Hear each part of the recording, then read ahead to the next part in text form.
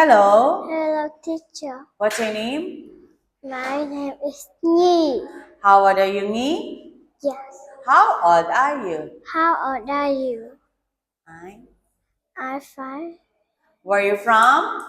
I'm from Vietnam. Very good. Now you're going to have a speaking test today. Are you ready? Yes. Okay, let's start. What color is it? It's red. What color is it? It's orange. It's yellow. Okay, look at the eggs. How many eggs? 1, 2, 3, 4, 5, 6, 7. How many eggs? Yeah.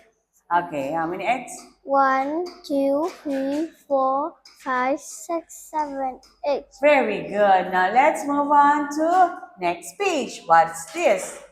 It's a ball. Very good. What's this? It's a teddy bear. What's this? It's Is this a doll or It's a robot? a doll. Okay, very good. Let's move on to next page.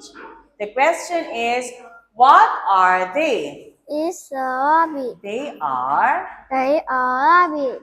What are they? They They are. are horse. House. What are they? They are horse. What are they? They are dog. Okay, very good. Let's move on to next page. Say the letters, sounds, and words. What letter is this? Apple.